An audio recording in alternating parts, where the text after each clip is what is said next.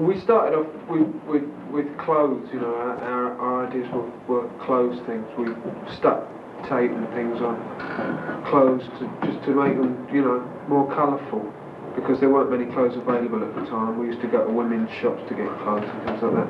They still weren't colourful enough, so we started colouring up our own clothes, and then we started doing other things, you know. We started getting nationalistic, and we put Union Jacks in our amplifiers, and later on that led to a Union Jack jacket, you know, which is all pop art ideas.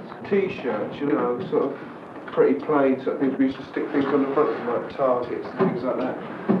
And he used to do that in here. If you lower the camera down, you'll be able to see him. Could you take it up again? Thank you. Thank you. And now this is where I live over here. And then we started doing other things as well. We started editing our equipment because we thought it'd be nice. We're a savage lot. We developed our acts so that what we were doing looked visually big with the sound that we were making, because if we were all making this big sound just standing there like normal groups do, you know, however smartly dressed or what, you know, it wouldn't be right. So we started to make our act aggressive. The singer used to play tambourine in those days and used to smash them up, you know, when he was playing. The drum always used to be wild, you know. I used to sort of get feedback on the guitar, which is this big whining noise, which I suppose everyone's familiar with in the States by now. And we used to smash the guitar into the amplifier, which made a sort of a noise, you know, bang. And the result was that the guitars used to get smashed up. It didn't matter, you know, because we sort of used to get pretty hung up on what we were doing, so it didn't matter if we smashed a few things up. And ever since then I've always smashed up guitars, you know, it gets bigger and bigger. It doesn't sort of become now that the guitars are smashed up because of the sound that we're trying to achieve. It's more that the guitars just get smashed up, you know, because it's a great visual effect. What's been happening with your records in America then? Very funny, you know. They always seem to get to about 75 in the charts and sort of fade out. Don't like the cut of your jib. That's probably what it is. You know, we get some of the best fan letters ever from America, you know.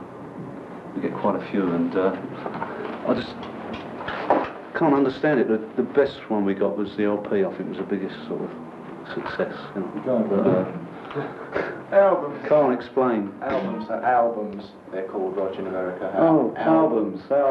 Can't explain. Got to quite high, but that was about a year ago, you know. Detroit. So we were all rather puzzled at what the Americans like.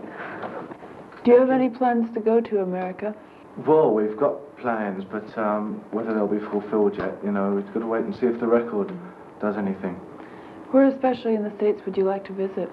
California, I think. Why California? And there's a good recording studio over there, Western. And the surfing and the hot rods. Oh yes, surfing and the hot rods and the girls over there. What do you think about recording in America? Why does this appeal to you? Well, it's because it's different from recording here, really. Sunnier. Better studios. You know, I'm not worried about the studios or the sound. But when you go outside, you can get a tan, which is more than you can get here. When I'm dancing on stage, I just sort of get off the kids in the audience at the time. You know. Sort of work from there. You know. It's changing all the time. It's the best way. I think best way to move around. You know. Just copy them. You know, sometimes when we get people start dragging us off the stage, you know, we rely on our two road managers, you know, just to look after us. You know, we haven't got much of a chance.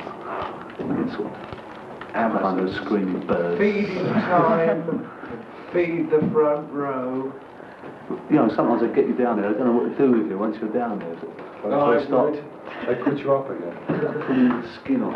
They put you up again.